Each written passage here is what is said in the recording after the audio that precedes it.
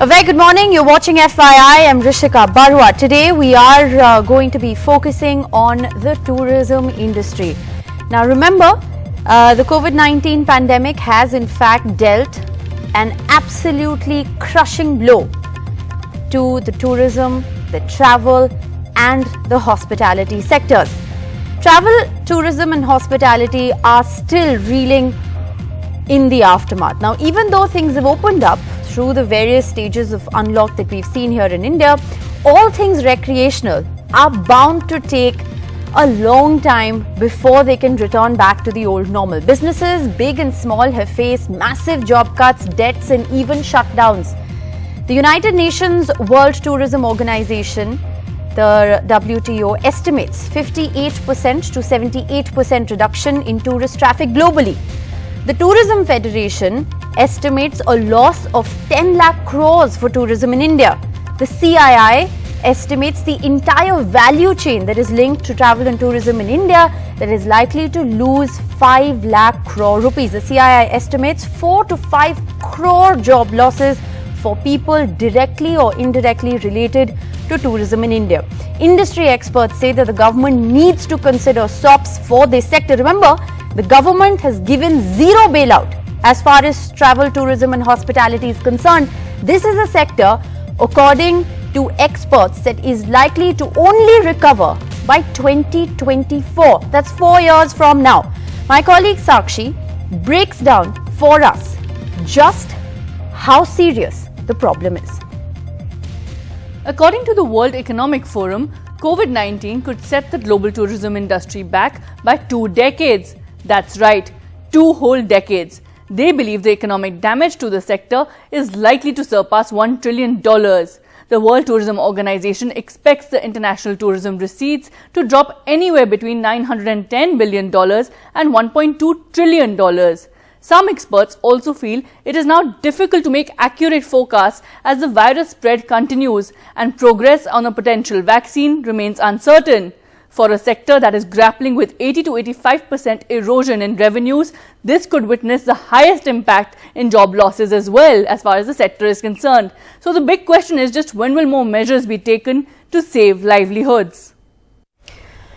Well, remember, there has been zero relief that has been given from the Indian government to the travel, tourism and hospitality sector as a part of the bailout package. Here's a sector that has got absolutely nothing. Sakshi now breaks down for us what are the kind of relief measures that have actually been announced for this sector in other parts of the world. So what are the relief measures that have been announced across the globe for the tourism sector? While the list is long, we take you through some highlights of 3 countries. So as per reports, New Zealand has given $5.1 billion in wage subsidies for affected businesses, 900 million New Zealand dollars loan facility for their national carrier, and a relief package worth 600 million New Zealand dollars for their aviation sector alone. Canada has given a 75% wage subsidy for firms battling with the pandemic and has also given the nod for interest-free loans to small enterprises. UK is offering a job retention scheme such that a grant will cover 80% of wages up to £2,500 for those employees on furlough kept on payroll, as well as national insurance and pension contributions. Remember, these are just some measures being taken across the world in these unprecedented times. However, industry experts in India continue to place their requests for a tax waiver and job retention plans, and they feel this is the need of the hour. So why has there not been a tax waiver or a job retention plan for a sector that's only likely to make a recovery by 2024? Now, it's important to go beyond the numbers and put a human face to just how serious this problem is. Today on FII, we look at tourism in Kerala. Now, remember, tourism in Kerala is a huge contributor to the state GDP, but this sector is currently drowning in losses. There have been layoffs, there have been no bookings. The COVID-19 pandemic has had its impact on this sector and how. Take a look at this story. Anish Kumar PK owns 3 hotels in Kerala and a tour operating company. At one of his offices are empty tables and chairs, the calendar showing February 2020, the last time the conference room was used. Instead of his 20 employees, he now has just 2 coming to his office. These drivers whom you have told to go ahead and work in other places, what are the kind of jobs that they're doing? They were doing some painting work, some tile work, and some people are going for cutting trees and things like that. But the problem is, they can't get daily jobs. But it is not sufficient to meet their livelihood. The last 6 months have meant a loss of around 6 crores for Anish Kumar, even as the state tourism sector has undergone a loss of around 25,000 crore rupees. October would usually have meant the beginning of the peak season but for the pandemic. Despite the hefty losses, Anish has a loan of 1 crore rupees. As a sector, what is the demand of the tourism sector here? What do you want in the coming weeks or coming months from the government? No, basically, if we at least we restart our domestic tourism, I think people are ready to come. Are you getting calls? Are you getting inquiries? Yes. From whom? Who are these kind of people who are calling? Yeah, I think there are a lot of honeymooners they wanted to come. And from December onwards, some people they wanted to really book. But right now the problem is 7 days quarantine is there. But they have to remove that quarantine, and if somebody is having a negative COVID certificate, allowed to travel. Kerala government says they have planned the strategies for reopening the tourism sector, but for now, the steep increase in daily COVID-19 numbers is a challenge. Sneha Koshi for NDTV. Well, in fact, Anish from Kerala, who you just heard, joins us on the broadcast. We also have Zorawar Kalra, who is in fact a member of the Managing Committee of the National Restaurant Association of India. He is also the founder of Massive Restaurants Private Limited. We have Shwetank Singh, the Vice President, Development and Asset Management at the Interglobe Hotels. And we have Ankur Bhatia, who is in fact the Chairman of Northern India Tourism Chapter from the CII. I appreciate you all very much for being with us. Anish, I want to come to you first. We just heard you, speak with my colleague Sneha in that report that she sent us. But, just how grim is the reality on the ground? How many people did you employ? Have there been massive layoffs? What's it been like in the last couple of months? Yeah, I have started the travel planners 20 years back, and in fact, this is the first time we are having this much of trouble because especially in Kerala, we had in 2018 the massive flood, and in 2019 also the flood repeated. So after that, this COVID has come, and now the business is comes into a total halt, and. Yes. Tour operators, hotels, in Kerala, tourism is contributing about 10% of our That's GDP. Right. Yes. Yeah, so it's a big industry in Kerala, and there are a lot of youngsters invested in this business. Right. And right now the problem is, we can't, we are on a survival mode right now. Okay. Revival, we can think of revival. But how long can you sustain survival mode? That's a problem. I am safeguarding my staff, for the last 6 months, and it is pretty hard right now. We have zero liquidity, we have no working capital, and Right. we have to. Yeah, so that's a big problem we are all facing. Okay. Not only in Kerala, I think all over India. All over the world, actually. But Yes. the slight difference is that there has been an acknowledgement of the problem as far as countries around the world is concerned. But in India so far, as we've been explaining, to our viewers on this broadcast, there has been no plan of action. What is the government's plan of action? What is the government thinking in terms of a bailout package? Let me get in a perspective from Ankur Bhatia. Ankur Bhatia, as someone who, perhaps understands the numbers, in the absence of any kind of bailout package from the government, how difficult is the road to recovery going to be? Good morning. I think it would be quite difficult, as you rightly mentioned just before, and the program that the road of recovery is a pretty long one. Specifically, IRA predicts that it'll take 2024 till such time the figures of pre-COVID are coming to play. Now, I think given the drastic situation that what we are right now, unless and until there is a help from the government, which of course the big economies like the UK, Yes, the yes. US, they've all actually given out. But I think in India, there's nothing which has happened right now. Right. Unless that does not happen, there are a lot of jobs which are at stake right now. There are lots of enterprise, small, mid, large enterprise, which are critically, critical at this particular point for cash flows. Right. Their loans, their moratoriums are going to come to an end right now. The recasting of the loans is not that easy as well. So given the circumstance, unless and until there is a more deeper impetus by the government, state governments as well, Right. to look at these businesses, because at the end of the day, these businesses are contributing to 12 to 14% of the GDP in certain states, even higher. So unless and until you don't look into it, those many job losses are inevitable. Those many businesses are going to close down. So Yes. Important one to look into right now. Zorawar Kalra, if I can get a sense from you, the entire value chain linked to travel and tourism, according to CII estimates, is likely to lose 5 lakh crores. There are at the moment 4 to 5 crore jobs that are on the line as far as this particular sector is concerned, and yet, in contrast to what we're seeing happen in other parts of the world, there has been nothing that the government has expressed as a plan of action when it comes to revival or even sustenance. How difficult is it to sustain businesses at a time like this, even though hotels and restaurants have now been allowed to open in several parts of the country?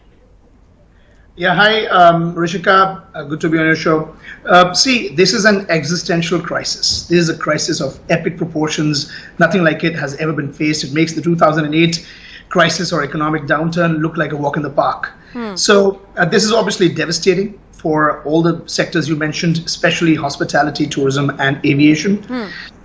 You have to understand that our industry is extremely important. I'm talking about the restaurant industry specifically. Yes. We are the second largest employer of human capital in India after agriculture, Yes. with 7.8 million people directly employed and more than double that employed through ancillary businesses. Yes. It is an incredibly important sector, and without people having the need to come out, the future looks very, very tough as well. So one thing I will say, that the recent Unlock 4.0 has definitely been a shot in the arm for the industry. Okay. Now, we're still running at only 30 to 35% of Yes, which is why, Zorawar Kalra, my question is one of sustenance. This may be a shot in the arm, but is it sustainable?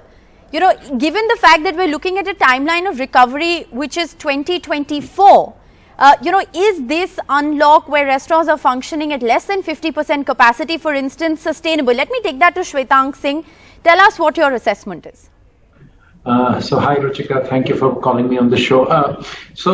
I don't fully endorse the 4-year recovery period. I personally believe that it should be a bit shorter. Of course, there are few trends that we need to keep a watch out for. The key one being around the vaccine, if and when it comes, and it should be hopefully sooner rather than later. There are some very good options out there in the 3rd stage, 4th stage of trials. Right. So we are hoping that should come out much quicker. Okay. The good thing on the positive side is that we are beginning to see some green shoots. Yes. At least from a hospitality perspective, the drive to destinations around larger cities. So, for example, from Delhi on to Jaipur or even in and around Gurgaon is starting to see some pent-up leisure demand. Right. From a work-related travel perspective, also we are beginning to see some beginnings of travel, especially around companies which have a model of working on client sites. I think it's very interesting. It's very interesting, Shwetank, that you actually are one of those voices who does present a slightly more optimistic point of view. In fact, we spoke with the Tourism Minister of Maharashtra, Aditya Thackeray, who acknowledges that this is a sector which is the worst hit, and that most people are still, extremely scared to travel. But he too strongly believes that this is one of those sectors that will actually recover perhaps among the fastest and the strongest in the coming times. Let's listen into what he said. Joining me now is the Tourism Minister of Maharashtra, Aditya Thackeray. Thank you so much for speaking to us. Firstly, this is the sector that's been worst hit. How do you plan to tackle this now? How do you plan to sort of, get things going again? So, of course, it is the worst hit because, a lot of us are even scared to travel to offices right now. But then going further, when we look at the tourism sector, I have a slightly different opinion when we talk of recovery because I strongly believe this will be one of those sectors that will recover fastest and probably the strongest in the coming times, because a lot of us, especially, there's a certain sector of people that really want to travel for at least a day or two somewhere out within the state probably or internationally. Staying home for 6 months, 7 months, they do want to step out. This sector of travel, hospitality, tourism, services basically, food and beverage, restaurants, it is like a sponge. There's not an equation that you can put to how many people you need to employ. As the demand grows, you would have to employ more people. The ancillaries, the travel, tourism, hospitality sector can always grow. Beyond that, we're working on two things. One is, of course, giving an industry status to tourism, and the other is ease of doing business. So we want to bring down the amount of licenses needed to about 8 or 9. So that is what we're working on. How many currently? We came down from 80 to about 15, and now we're coming down to 8 or 9. But we're taking this time of COVID, of lockdown, to get our policies passed. So there's caravan tourism policy, adventure activities, agri-tourism policy. We're getting ease of doing business. So these are the policies we're bringing into picture. A lot of people have lost their jobs in the tourism industry, and many of them are now looking at employment once again. And perhaps the tourism industry will have to bounce back, because otherwise we're looking at a serious job loss scenario. In terms of jobs, let's say pre-COVID times, by when do you think the tourism industry will once again be able to employ that many people? See, of course, it is unfortunate that during COVID, if you see the economy, global financial sector that has crashed, and the job loss, it's a global thing. Now, how we quickly recover from it is one thing. As the government, what we can really do right now is to support them in terms of better policies, moving ahead, looking at a better future. And in Mumbai, we have the saying of the spirit of Mumbai. So we're trying to bring that to the whole sector of tourism. There are some concrete steps we're taking. I've also written to the Union Finance Minister, because in the 20 lakh crore package, tourism and travel and hospitality, there isn't much clarity on that. So we've asked for a package on that. So we're looking forward to working together with the tourism sector. We are having meetings constantly with the hoteliers, with the restaurateurs. We are having meetings with tour agencies, seeing what we can do. I think they also had a meeting with the Chief Minister today to sort of try and open up restaurants once again in Mumbai. How do you see that? So of course, we're looking at somewhere around the first week of October to open up restaurants across Maharashtra. So that is there, but SOPs will be in place, strict SOPs will be in place, because we have to follow certain basic discipline, So, of course, big businesses and the industry perspective is important. But remember, it is each individual at the end of the day who's associated with the industry who's in an extremely insecure position at the moment. For instance, no foreign tourists coming into the country means 70% of business in Rajasthan has currently shut down. Tourism is, of course, the backbone of this economy, but the worst affected, or among the worst affected, are tour guides, because their livelihood depends on foreign tourists coming in, and with no foreign tourists coming in, business has come to a grinding halt. Take a look at this report from Udaipur. International flights तो बंद हैं, आपके airports बंद हैं, ऐसी position में arrival zero हो चुके हैं. जब अराइवल ही नहीं है तो उसको बिजनेस कहाँ से मिलेगा? हमारे यहाँ पे लोकल लेवल गाइड्स हैं, स्टेट लेवल गाइड्स हैं और रीजनल लेवल गाइड्स हैं. रीजनल लेवल गाइड्स जैसे नॉर्दर्न रीजन में 9 स्टेट्स हैं, तो डेफिनेटली वो डेस्टिनेशन टू डेस्टिनेशन ट्रेवल करते हैं टूरिस्ट के साथ में, तो उनको हम एस्कॉर्ट कम गाइड भी कहते हैं. तो ऐसी पोजीशन में उन लोगों के पास में जब बिजनेस ही जनरेट नहीं होगा, ऐसी पोजीशन में उनको 100% लॉस हुआ इसका. और ये बात बिल्कुल सत्य है कि अगर टूरिज्म इंडस्ट्री में किसी को 100% लॉस हुआ है तो वो सेगमेंट केवल टूर गाइड ही है.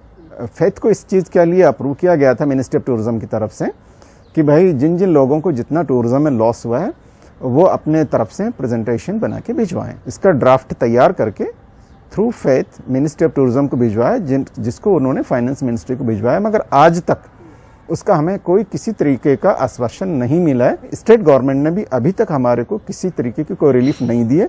Shwetank, you have presented a slightly more optimistic picture.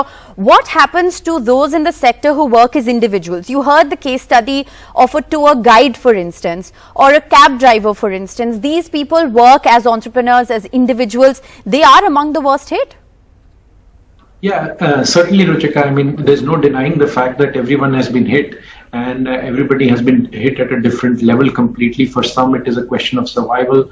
For others, it's just more about, the growth story not taking place as anticipated. So there has been an impact on everyone. But my view has always been that when a crisis strikes, not only does it open up new opportunities, it also means that during the crisis, everyone has to hold hands and everybody in the whole value chain needs to take a haircut at some point in time. So my heart certainly goes out to people who have suffered at a survival level. And that's something that we need to, correct as soon as possible. Hopefully, the green shoot that I spoke about. Right, Anish, if I can ask you here, foreign tourism is extremely important to the survival of the tourism sector here in India. With no foreign tourism and not happening in the foreseeable future, given India's COVID-19 numbers, it's going to be extremely difficult to attract foreign tourists to come into India. Do you foresee this to be a very big problem as far as the road to recovery is concerned? Yeah, if we consider Kerala, we are getting 10 lakhs of foreign tourists every year. And but I see there is a big opportunity coming. Basically, people now, they do not want to go for city breaks. Instead, they wanted to reconnect with the nature. Being a very, very sought after natural destination like Kerala, there will be a lot of people traveling. And moreover, the people, post-COVID, they are very stressed out now. They wanted to, try our ancient wisdoms of India, like, the natural immunity. People are using a lot of herbal drinks. I'm seeing a lot of opportunity for Ayurveda. Okay. And that's interesting. Perhaps wellness, in travel may actually be a huge attraction when it comes to tourism in India. I think that's a very interesting point of view. And moreover, I think, there are a lot of people now practicing yoga and meditation, which is actually our Indian product, So there are a lot of people wanted to do spirituality. I think, can wellness and can that wellness attraction towards India actually, work at the moment, given our COVID-19 numbers? That's of course something that still needs to be answered. But Ankur Bhatia, I'll once again come back to the point of the bailout. You heard Aditya Thackeray talk about it as well. It is imperative that the government, both states and at the centre, takes note of just how desperately this industry needs a new lease of life. I definitely agree with you. See, what has happened is, and I think rightly as everybody is saying, yes, there is a road to recovery, but that road to recovery is long, painful. It will not be the same kind of product mix as what we've had. We would not get the foreign tourists back very quickly to ourselves. And given the circumstance that we've already had 6 months of zero business, no business, and we've got business building up right now, I think it's imperative that the government should actually look into it. I mean, there are certain things, for example, you rightly mentioned, I think UK, for example, have reduced the VAT across March of next year. They came out with a scheme. See, now the thing is to get people back into restaurants, to get back people traveling. I think what we need to do is that we need to emphasize on that. And I think a lot of government subsidies are coming, maybe for a short term as well, but there has to be a stimulus as well coming from the government. But a wage subsidy, we've seen the wage subsidy play out in New Zealand, in Canada, in the UK, for instance. Do you think that's something that the government needs to really consider? Any kind of a subsidy right now, any kind of a stimulus as well. There are two things. One is a subsidy and the second is a stimulus. If they encourage people to spend out right now, and if they encourage the domestic tourists, which is 300 million people, to come out and spend right now, of course they would do it as well, but they're scared. But how difficult is that? Zorawar Kalra is someone, who understands the restaurant business. How difficult is it going to be to attract people to step out of their homes, to inspire that confidence? Because remember, running an establishment in times of COVID with all of the precautions also comes at an added cost. Absolutely. The cost of running restaurants nowadays has gone up significantly. If you were to add that into your cost of goods sold, you would see at least a 10 to 12% increase, which means your bottom line is pretty much completely wiped out. Anyway, the current numbers of between 30 to 35%, there is no bottom line, and 99.9999% of all restaurants in India are completely unviable at the current level of sales. Now, I'll take a little bit from what you said about the UK. Now, I have a restaurant in London, and we took advantage of the UK government's furlough scheme, where up to £2,500 or 80% of the salary of every individual that you guarantee to get back on to the payrolls in July were covered by the government. But there's another amazing opportunity that they took advantage of this incredible scheme, which was started by the Chancellor, who's also of Indian origin, which was called Eat Out to Help Out. Now, this has been an incredible success. What happened was that the government chose to cover 50%. I'll ask you, I'm out of time. I'll ask you direct questions. Rawar Kalra, do you, because you run a business in London and, here in Delhi as well, do you fathom your business in London will make a recovery quicker, there'll be lesser job losses as compared to India? It's difficult to say at the moment, but I can give you my exact example as to how this particular scheme, and if the Indian government would employ such a scheme to help the desperate restaurant sector, how it could help the situation here is that by doing this Eat Out to Help Out scheme, they cordoned off £500,000 where they were covering half of your bill to go and eat out. What happened, this was only covered from Monday to Wednesday, and the weekend effectively shifted.